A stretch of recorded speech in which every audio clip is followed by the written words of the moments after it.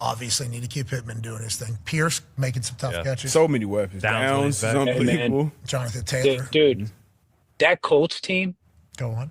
they are schematically Yeah. as well coached as anybody in the NFL on both sides. Dude, the stuff that Lou Anarumo is doing defensively, D-Butt, is insane. Some of the pressure package sometimes I watch their tape, I'm like, I have no idea what this defense is.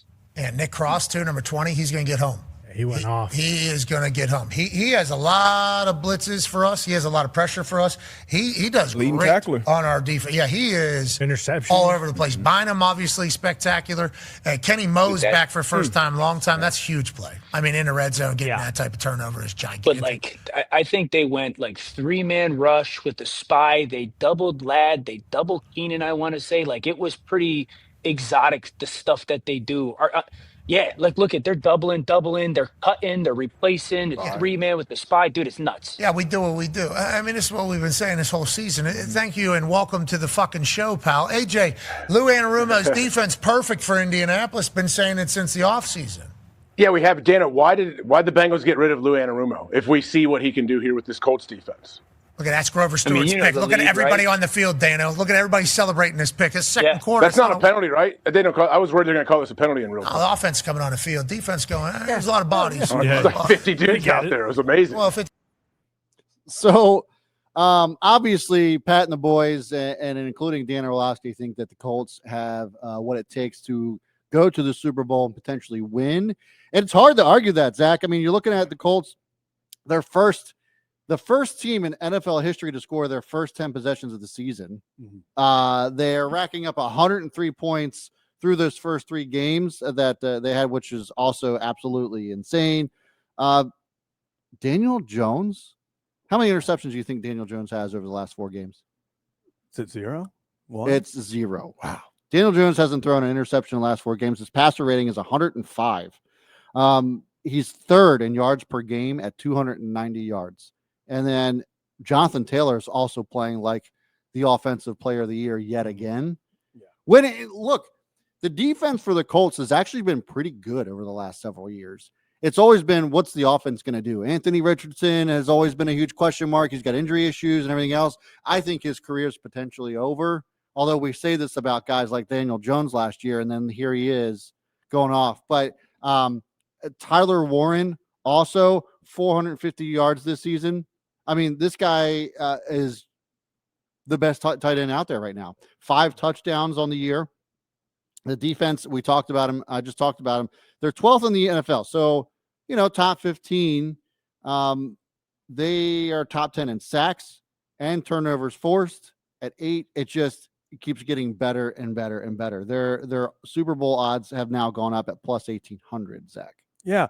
I mean, this team is going to go. You talked about it. They're going to go as far as Daniel Jones takes them, and it feels like the big story when it was first announced. I mean, we even reacted to a video where it was like, if you choose Daniel Jones over Anthony Richardson to go into the season, you're choosing to pick a quarterback in the first round because there's no way you can possibly win with Daniel Jones. And all they've done is gone out there and win with him.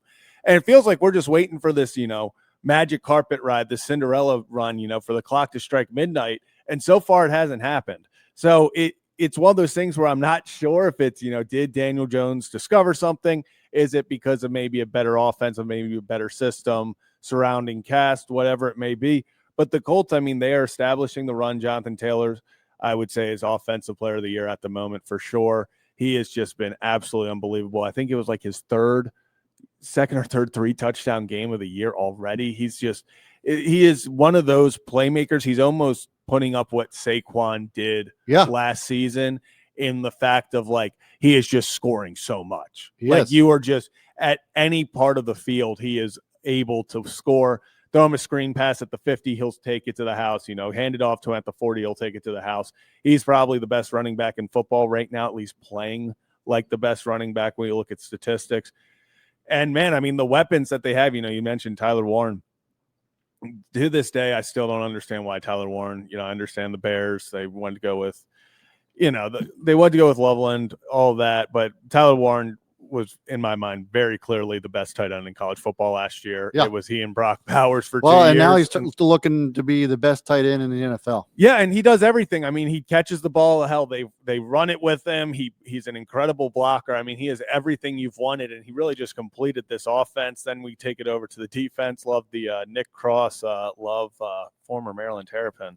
It really is just one of those teams right now where you look at them on paper and they're not stacked at every position, but they have damn good football players all over the field. And it just feels like the energy that they have right now. Like it is almost one of those vibes things where everything's going so well. They're playing great football, but you can just tell everyone is so bought in. I mean, this was a team, everyone was kind of preparing for a fire sale. Like they were going to burn it down and restart after the season. Steichen, get him out of here.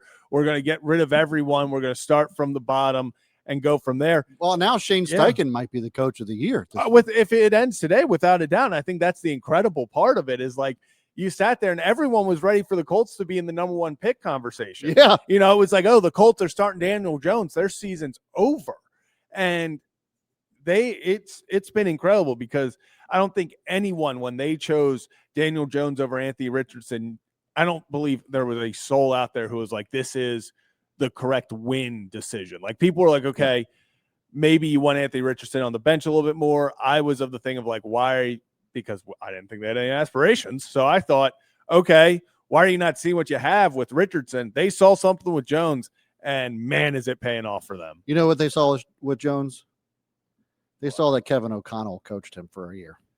Yeah, I mean, or not even a year. He was on the Kevin O'Connell tree, and fuck it. Anytime somebody goes over there, they just turn into absolute gold. Sam Darnold's still playing his ass off in Seattle after being with Kevin O'Connell, and JJ McCarthy. We'll see what happens, but I think he's gonna be an absolute stud. Even Carson Wentz, they lost to the Eagles, but he still looks way better than he did before coming to the Vikings. There's something about Kevin O'Connell and that golden touch that he has on quarterbacks. Yeah. I mean, and it's also just Daniel Jones, if this continues, I mean, his contract's up after the season. Yeah. So I would assume the Colts have to franchise tag him and work out a long-term deal, especially if this continues. But oh my God, they go deep in the playoffs with Daniel Jones. Are you kidding me? Yeah. And I think it's also hysterical looking back. Like, obviously, we don't know what J.J. McCarthy's going to be, what he can develop into and everything. But at the moment, you look at it, and it's like they had J.J. McCarthy, Daniel Jones, and Sam Darnold on the team last year, and the one that they picked is probably not the one that's taken them the furthest this season. Which is crazy. Yeah, and I don't think anyone saw that coming when it's like, okay, you have this first-round pick. They have Sam Darnold and Daniel Jones. I don't think anyone was thinking that Sam Darnold and Daniel Jones were going to be the ones leading their teams into the promised land this season. But that's just kind of where we're at in the NFL and the landscape of the National Football League. Something about those quarterbacks that start in New York, man. Yeah, just give them 5 years. And that's another thing about just the development. I mean, we get into this all the time, and it's just such a massive issue in the NFL.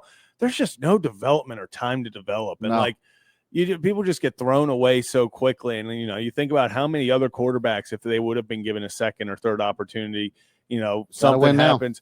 Yeah, and you got to think about that. Definitely, I feel like gives you more reasoning. Some of these teams like the Saints and stuff, it's like, why are we not taking flyers on some of ththese guys just to see what they've got? Yeah. But it's good for Daniel Jones and this entire team because the Colts, I didn't see it coming, but they are playing like a team that, Dan Orlovsky said it. Right now, one-on-one, the Colts, I do think, can beat anyone. It might not be easy. It might take a little effort, but, I mean, this team can beat you in so many different ways that it's hard to stop them.